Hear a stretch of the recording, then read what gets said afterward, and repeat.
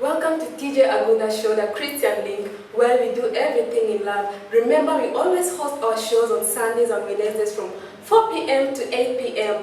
And don't forget, we are also live on all our platforms. Like and subscribe to our Facebook, Instagram, Twitter, and also our TikTok account that we have just launched of recent.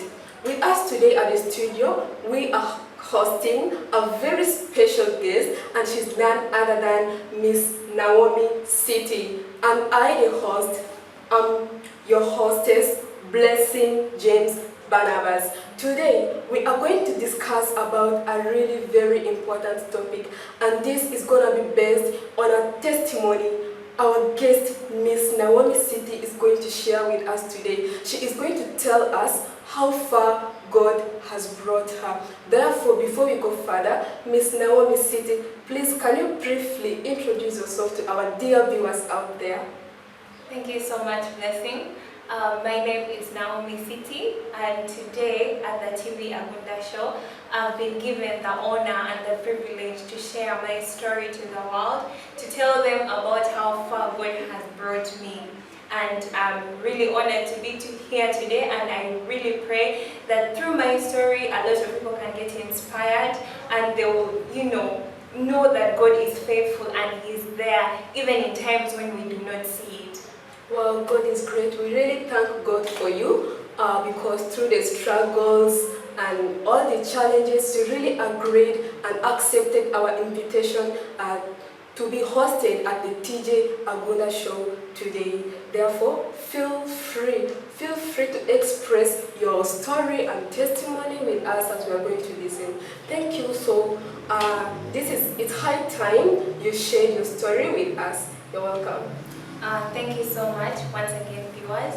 So, telling my story never begins without me telling my father's story or my parents' story, because that's where it all began, and that's where my life actually begins from.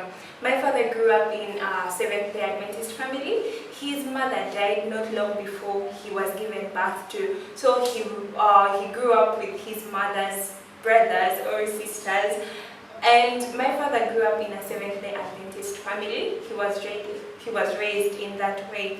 But then my father did not have the opportunity to go to school or acquire education like any other normal child would require to do. And he really struggled through his childhood to grow up until to become the person that he is today. And I want to begin by thanking God, because God has brought my father from somewhere nobody could actually believe they would come out from.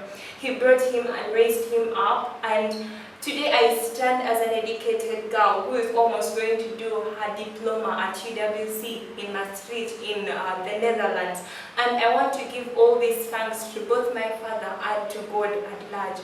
So my father, after giving birth to me, I'm the firstborn, and my brother at the time, my father desired that even though he didn't go to school, he wanted all of his children to be able to acquire land so they can grow up to be independent people, so that they can grow up to be people who have, there is this word in Arabic where they say, then like you have a hand, like you have a pen in your hand, yes, you get. So my father took us to Uganda with, my dream of becoming a doctor. Like I've always, I feel like that's something I came out of my mom's stomach saying I want to become a doctor, because that's the only thing I know in my brain at the moment. So so enthusiastic. Yes, exactly. Like that's great. all I knew. So my father discovered that dream of mine when a family doctor of ours had died. And I told him, Daddy, I want to become a doctor so I could raise the dead man back to life again. Oh, that's so sad. Emotional, right? Exactly. Sure. So my father said he would take us to Uganda to study.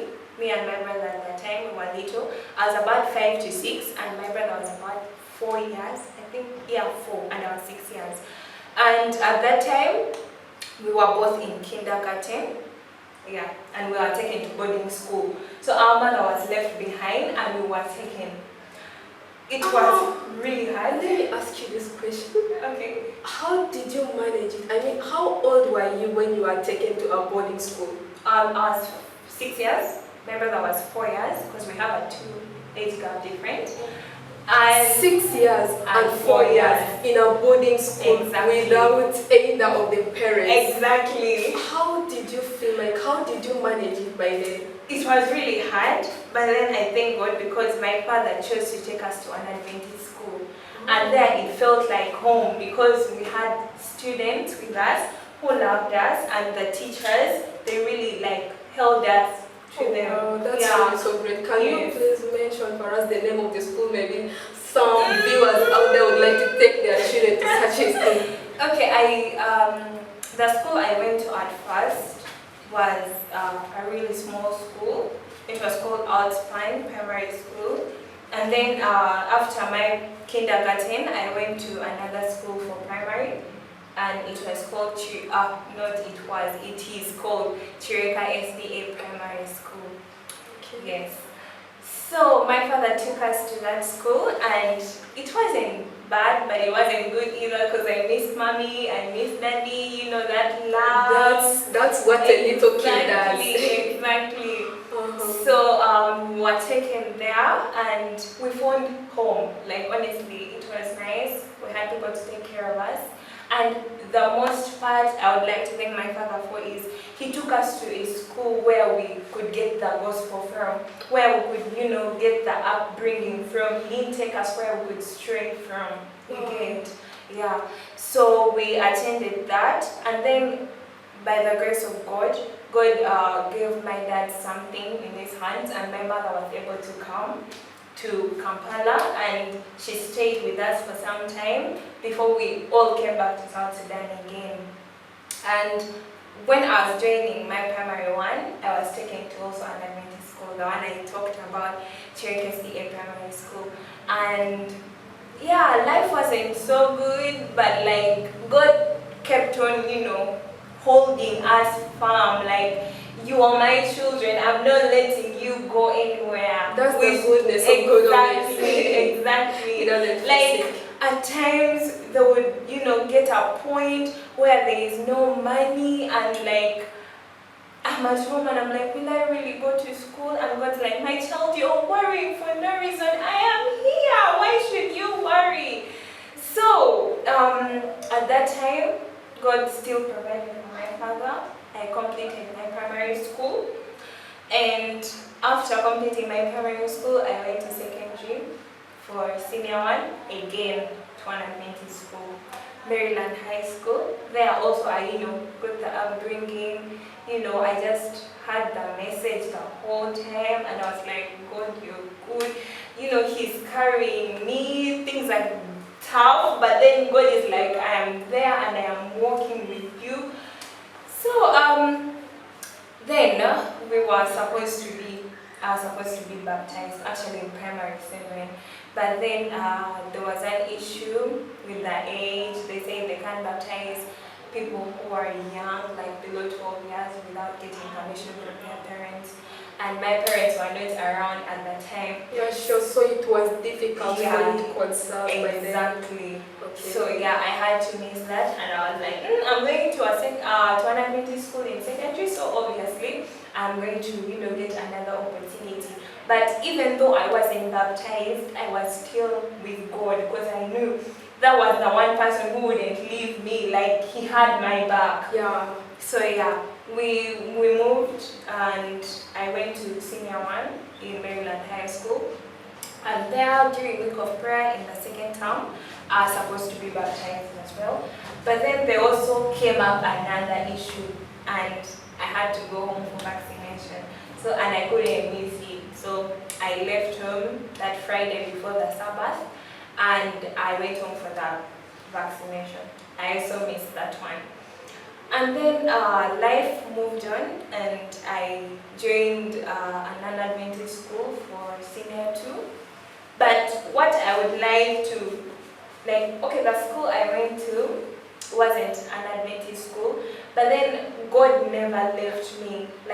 I knew it wasn't an Adventist school, but I still joined the spiritual union, the union, what do you call it? scripture union. Yeah, the scripture union in the school, and we kept on, binding with the people, praying together, speaking of God's message, and things were honestly talking about God just brings joy and smiles, even when you have problems. Honestly, like you're talking about You God become and enthusiastic. exactly.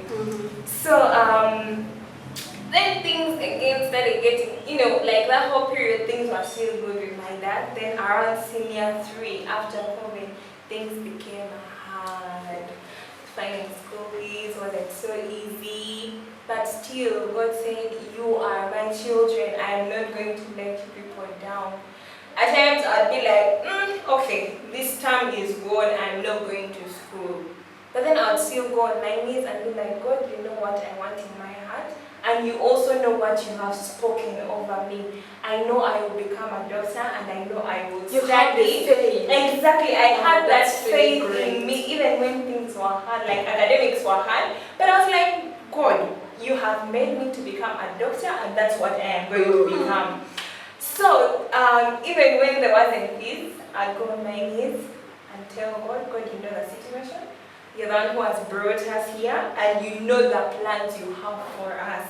You know how you're going to take us out of here into the greater light. Or maybe you're bringing us into this situation to even to open a door that's better than, at times there will be a gap, let's say, and then you are trying to jump to, because there is some beautiful rose there that you want, and then God says, no, you won't reach there, you'll fall down.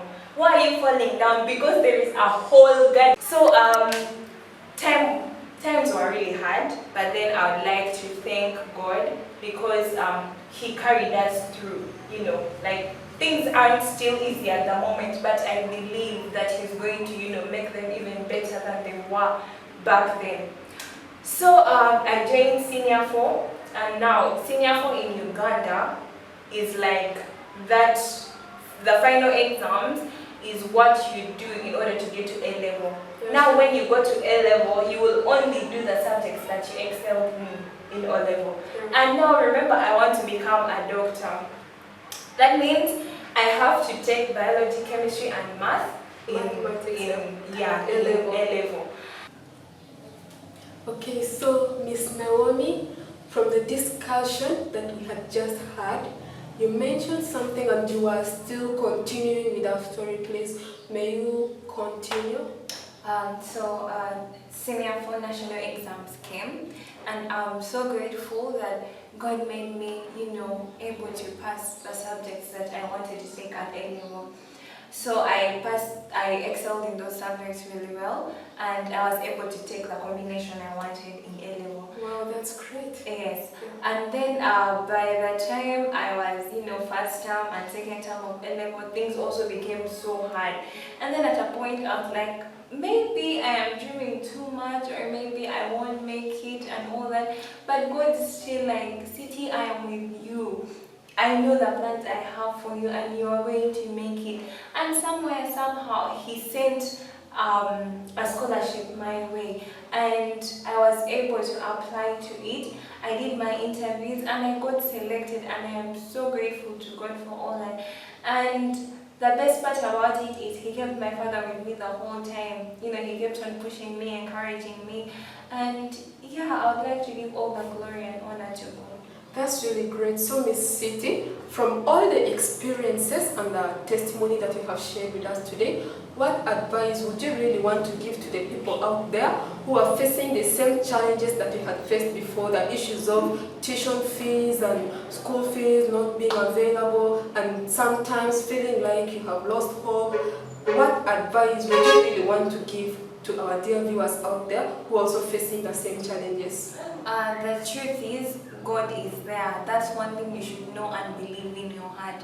And you should know that even amidst problems and trouble, God is speaking greatness over your life. He knows the plans He has for you. And God will not create His child to let him, end up as a failure. You may not have that tuition now, but God is sending something in a different way that you're not seeing. All you have to do is, hold on to God, hold on to His garment and say, God, I am going through this trouble, but I am going to remain with you.